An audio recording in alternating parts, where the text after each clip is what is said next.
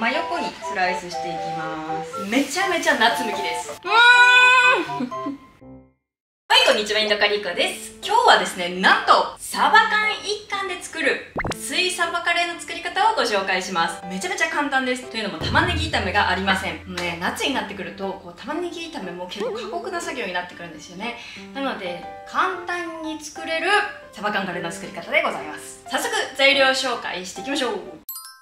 じゃじゃん。はい、めちゃめちゃシンプルです。トマト、ニンニク、生姜、サバ缶、以上です。で、サバ缶はですね、サバの水煮缶をご用意ください。これ私が一番好きなサバの水煮缶なんですけど、食塩がね入っているタイプのサバ缶になります。で、トマト1個はね結構大きいです。1個なんですけど 300g ぐらいあるので、場合によっては2つ必要なこともあります。 300g 分ご用意ください。で、ニンニク生姜は1かけずつなので、フライパンの上ですりおろしながら使っていきます。で、これめちゃめちゃ簡単なので、今日ご飯を炊きながら作ろうかなと思います。で、このカレーにすごいよく合う米ですね。じゃじゃーん。何度か登場しておりますバスマティライスですね。タイ米よりもはるかに長いインドの長米になります。前お鍋で炊く方法をご紹介したと思うんですけど、実は私お鍋でもう炊いてなくって、基本的に炊飯器で炊いてます。で、ちょっと炊飯器で炊く時にポイントがあるので、今日はこれをご紹介しようと思います。まず炊飯器に1合分のバスマティライスですね。ちょっとね、生米はこんな感じ。1合のバスマティライスを入れます。で、まずこれを軽く水で洗います。あんまりゴシゴシ洗っちゃうと米が傷ついて折れやすくなっちゃうので、優しくサワって洗ってあげてお水を流す。これを2回ぐらい繰り返してあげるだけで十分です。で、バスマティライスを炊飯器で炊く時っていうのが一番重要なポイントは水加減になってきます。どれぐらい入れるかっていうと、1合に対して目盛りで 1.2 ぐらいのところまで目分量で入れていきます。真横から見てちょうど 1.2 ぐらいになるように水を調整します。はい、そしたらこれを普通に炊いていくだけなんですが、ポイントは炊飯器で炊くときはできたら早炊きで炊いてください。浸水なしです。バスマティライスって日本のお米よりもはるかにあっという間に炊けてしまうので、普通の炊飯モードでやっちゃうと米が折れちゃう時があるんですよね。で、なおかつ浸水してからやると折れやすくなっちゃう。なので浸水なしで早炊きで OK です。これを早速炊いていこうと思います。ということでカレーの方に戻ります。トマトは、ポイントがあります。切り方にポイントがあります。ちょっとね、こう断面を増やすような感じでスライスしていきます。こんな感じで真横にスライスしていきます。厚みはねそこまでなくていいかな。5ミリから1センチぐらい、ちょっとこういう切りにくいところはこういうふうに斜めに切ってあげて、今日は早く炒まるポイントとしてこういうふうな薄いねスライスでやる方法をご紹介しようかなと思います。はい、下準備はこれで終わり。早速炒めていきましょう。まずフライパンに油を少し引きます。いつも大さじ1杯ぐらい引いてるんだけど、ちょっとね今日は少なめで、最初は少なめで OK です。で、まだ火つけてないんですけど、ニンニクと生姜をこの上ですりおろしていきます。もしもチューブお使いの方はチューブでも OK です。ただね、ニンニクのチューブと生姜はねめちゃめちゃ跳ねるので、私はすりおろしを推奨します。あとは香りがやっぱり断然生の方がいいのと、今日みたいに結構要素が少ないカレーの場合はニンニクと生姜もねすごい分かっちゃうんだよね。生使ってるかチューブ使ってるか。逆に言えば、使う素材がすごく多い時、スープカレーとかはチューブでも全然 OK です。はい、こんな感じでニンニクと生姜を油でね軽く熱していきます。フライパン温まるまで中火で OK です。で、だんだんじゅわっていってきたら香りが立ってくるので、そしたらね焦げやすくなるので少し弱火にしてあげてください。ちょっと端っこが茶色くなるぐらいまで軽く炒めていきます。今日作るカレーはね、南インドのラッサムっていう甘酸っぱくって辛いトマトスープカレーを元にして作っているカレーなので、めちゃめちゃ夏向きです。で、ラッサムっていうのは本当はベジタリアンのカレーなので肉類とか魚類が入らないんですけど、ラッサムだけだと本当トマトのスープのカレーなのでメインにはなかなかならないんですよね。で、今日はそれにサバ缶を入れてメインにもなるカレー。なおかつ実はこれ冷やすとめちゃめちゃうまいんですよ。冷やしてそうめんで食べるとめちゃめちゃうまいので、動画の一番最後にご紹介しようかなとか思ってますけど、ちょっと興味ある人だけ見てください。はい、こんな感じでニンニクがね、端っこがちょっと茶色くなってきたら、ここにトマトを入れます。弱火で大丈夫です。フライパン私使ってるけどね、絶対深型がいいですよ。こんな感じでトマトをこう広げてあげたら、ちょっとねトマト加熱してあげます。今ね弱中火ぐらいかな。これは絶対にフレッシュのトマトで作ってください。これ本当にトマトが主体で、生トマトのうまみを楽しむためのカレーと言っても過言ではないぐらいなので、トマト缶で作るとなんか甘ったるい味になっちゃいます。でだんだんこういう風にトマトがしんなりしてきたら潰していきます。こういう風に断面を大きくして切ることによってあっという間にトマトがくたってしてくれるので、炒まる時間が早いっていうのと、あとはこのトマトの皮が長く残るので、それが好きなんですよね。結構ねこのカレーに限らず意外と家のカレーではこういう風な切り方をすることがあります。ちょっと火力を落としましょう。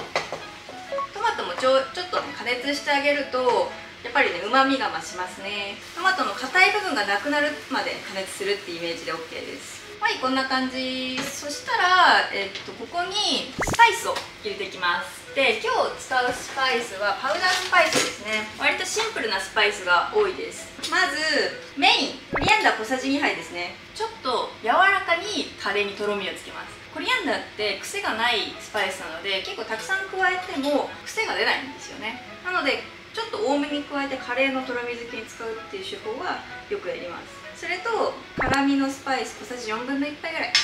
あと本当はラッサムには使わないんだけど、小さじ4分の1杯分のターメリック加えます。これを使う理由は後でサバ缶を加えるんですけど、魚介の香りをマイルドにするためにターメリックを加えます。加えないとね、ちょっとね魚の風味が強く出ちゃう。で、ここになおかつお塩も入れていきます。私は小さじ2分の1杯まず加えるんですけど、これサバ缶が食塩不使用の場合は小さじ1杯入れてください。ほんとね、サバ缶のね塩加減によって全然仕上がり変わっちゃうので、普通のサバ缶だったらまず小さじ2分の1入れて最後に味調整します。サバ缶は安いものだとねほんと臭いんですよ。これも割と安いサバ缶なんですけど、あんまり臭くない。で、嗅いだ時になんか魚のいい香りだなってした時はセーフ。ちょっと臭いなって思った時はこのまま加えるとめっちゃ臭いカレーになっちゃうので、残念だけどこの場合は汁を捨てて同じぐらいの量の水を入れます。普通にサバのいい香りするなって思ったらこのまま入れちゃいます。サバってね、冷凍サバでサバ缶作ってるメーカーと、そのまま水揚げされてすぐサバ缶使ってるメーカーとあるんだよね。で、冷凍サバだとさ、いつでも作れるから割と安いんだけど、その分やっぱ鮮度が落ちて臭みが出ちゃうんですよ。でも水揚げされてすぐに作ってるメーカーのサバ缶はちょっとやっぱり値段は50円ぐらい高いけど美味しい。ちょっとサバ缶愛がすごい強いからサバ缶の話たくさんしちゃったんだけど、サバ缶加えてあげたら軽くかき混ぜます。で、私は個人的にはね、サバの身はそんなに崩したくない。崩しても一口大ぐらいかな。で、最近サバがね、日本は不良だからサバ缶ちょっと高くなっちゃってるんだけど、イワシ缶でも代用できます。いい感じ。だいたいこれで美味しくなってるんだけど、最後にね仕上げをしていきます。まずこれは絶対あってほしいっていうのが、タマリンド。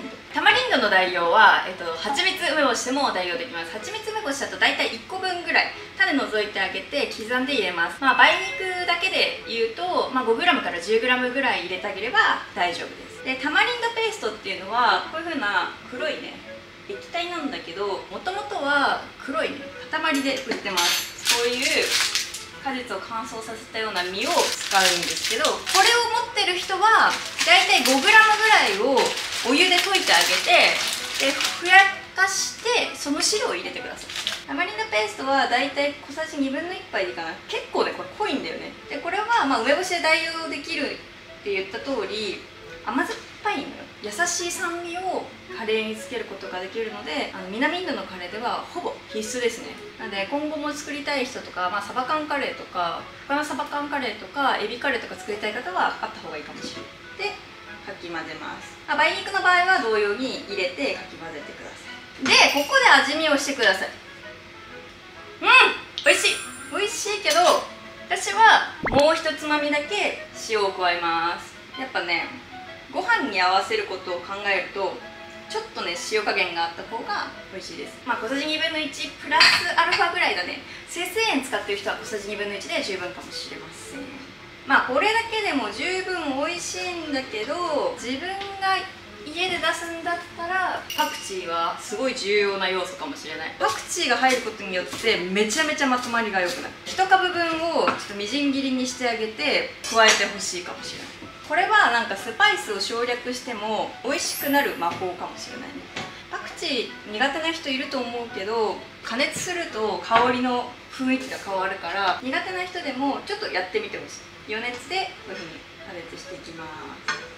これでほぼほぼ完璧で、最後の仕上げは、スパイスをテンパリングしていくんだけど、これは、スパイス持ってる人だけで OK です。ちょっとテンパリングしていきます。テンパリングっていうのは、そもそもこう油を入れて、そこにスパイスを入れて、スパイスが香りすごい立った状態で最後に仕上がったカレーに入れるっていう、テクニックなんですけど、特に香りが飛びやすいスパイスでやるテクニックです。今回使うスパイス2つあって、その2つのとものスパイスが割と香りが飛びやすいスパイスなので、最初に入れることもあるんだけど、もしもその2つしか使わない場合は後から入れた方が香りが立つっていうスパイスですね。まず1つ目はマスタードシードなんですけど、これは入れることによってナッツのような香ばしい香り付けをつけることができます。例えば今回みたいに玉ねぎを炒めなかったカレーを作る時とか、そういう時にナッツのテンパリングした時の香りを加えると、なんか香ばしい香りがするっていう感じになります。